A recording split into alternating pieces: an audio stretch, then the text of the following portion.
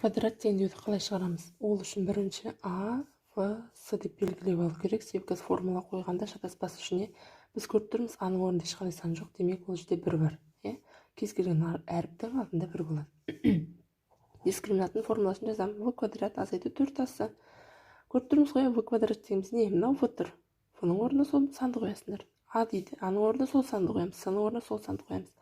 Орнына қойып көрейік. В квадрат демәне, яғни минус 5-тің квадраты 25.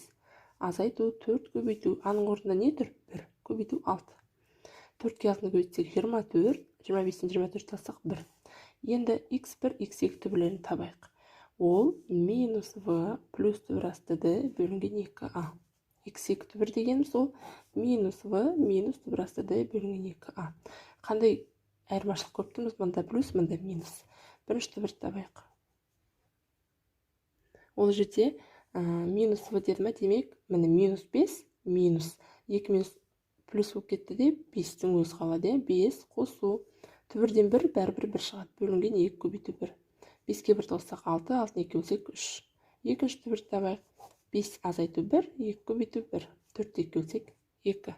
Түсіндік, Енді екіншіде 30-шы есепте тура осылай А, В, С деп белгілеп аламыз. Мында 1 бар. Дискриминант 1-ден табайық. Формуласы В квадрат минус 4асы. В-ның орнында 7 тұр. 7-ні 7-ге бөлсек 49. Азайту 4 көбейту. А-ның орнында 1 тұр. В-ның орнында минус 60 тұр. Сонда 49-ның өзін жазамыз. Мына минус пен мына минус көбейтіліп плюс болады. 4-ке 60 көбейтсек 240. 2-ін қоссақ 289. Бірінші түбір табайық. Минус В деді, демек минус 7 қосылған түбір асты D. Яғни 289-ды түбірден шығарғанда 17 болады. 2 көбейту 1. 17-тен 7-ні алсақ 10, 2-ке бөлсек 5. Бірінші түбір, демек 5-ке тең. Екінші түбір минус 7, минус 17 бөлінген 2 көбейту 1. Сонда минус 17, минус 7 ол минус 24 болады. 2-ке бөлсек минус 12. 2-де 31-ші есептен дискриминант табамыз. Формуласы қандай? В квадрат азайту 4асы. А-ның орнында 2 тұр, В-ның орнында 3 тұр, С-ның орнында 1 тұр. Орындарына қойық. В-ның орнында 3 дедік, демек 3-тің квадраты 9. Азайту 4 көбейтілген. А-ның орнында 2, С-ның орнында 1. 4-ке көбейтсек 8, 9-дан 8 алсақ 1. x1, x2 түбірлерін табайық. Формуласы қандай еді? Минус В минус түбірасты D бөлінген 2А. Екінші формуласы минус В плюс дискриминант бөлінген 2А. Орындарына қойсақ, x1-іміз не болады екен? Минус В деді ме? Яғни минус 3. Азайтылған 1 бөлінген 2 көбейту 2. Минус 4-ті 4-ке бөлсек минус 1. Екінші түбір табайық. Минус 3 минус 1 бөлінген 2 көбейту 2. Минус 4-тен қосу, минус 2 бөлінген 4 немесе минус 2-ден 1. Қысқарттық 2-ге. Мына есепте тура солай А, В, С-ны жазып алайық. Дискриминант табу үшін 5-ті квадраттаймыз. Минус 5-ті 25 азайту 4 көбейту 14 көбейтілім минус 1. 25-тің өзін жазамыз. 4-ке 14-ті көбейтеміз. Қанша болады? 40, 56. Мына жер қосу. 25-ке 56-ны қоссақ 81. x1, x2 түбірлерін табайық. Минус 5 дейді. Мына жер плюс болып кетеді. 5 қосу. Түбірден 81-ден 9 шығады. 2 көбейту 14. 5-ке 9-ды қоссақ 14. 2 көбейту 14. Мына 2 қысқарт жесек болады ғой. Сонда жауабы 2-ден 1. Екінші түбір табайық. 5 азайту 9 бөлінген 14 көбейту 2. 5-тен 9 алсақ минус 4. 14 көбейту 2. Мына 2 қысқарып 2 болады. Мына 2 қысқарып 7 болады. Сонда минус 7-тен 1 екен. 233 есепте тағы да дискриминант табамыз. А, В, С деп белгілеп аламыз. D тең минус 14-тің квадраты 196. Азайту 4 көбейту 3 көбейтілген 16. Яғни 4-ке 3-ті көбейтсек 12.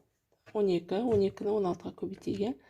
12 көбейту 16. 192 екен. 196-дан 192-ні азайтсақ 4-е. Дискриминанттың мәні 4-ке тең болады. Бірінші және екінші түбір табайық. Минус В дейді, бірақ мында минус 14, яғни екеуінің минустар көбейтіліп плюс болады. 14-тің өзін жазамыз. Түбірден 4-тен 2 шығады. 2 көбейту 3. 14-ке 2-ні қоссақ 16. 2 көбейту 3. Мына 2-ні қысқартсақ болады. 8 қалады. 8 бөлінген 3 екен. Екінші түбір табайық. 14 азайту 2, 2 көбейту 3. Мынау 12, мынау 6. 2 шықты. Келесі есеп А, В, С-ны белгілеп аламыз, сосын дискриминант табамыз. 20-ның квадраты 400, азайту 4 көбейту 7, көбейтілген 14. Яғни 4, 7, 14 дейді. 4-ке 7-ні көбейтсек 28, 28-ге 14-ті көбейтсек 392 екен. 400 азайту 392. Азайтсақ 8 болады. Демек, x1 дегеніміз ол минус 20 депті, демек плюс 20 болады. 20 қосу түбір асты 8 бөлінген 2-ні 7-ге көбейтсек 14. Екінші түбір табайық. 20 азайту түбір асты 8 бөлінген 14. Бір есеп көрейік. 2-35-на нені ашу керек жақшаларды. Фонтан әдісімен жеке-жеке көбейту арқылы ашып аламыз. X-ға x-ті көбейтсек x квадрат, x-ға минус 4-ті көбейтсек минус 4x, 3-ке x-ті көбейтсек 3x, және 3-ке минус 4-ті көбейтсек минус 12 тең минус 12. Демек, x квадраттың өзін жазамыз. Минус 4-тен 3, минус 1x болады. Демек, просто x-і мына жаққа өткенде 0 болып кетеді. Сонда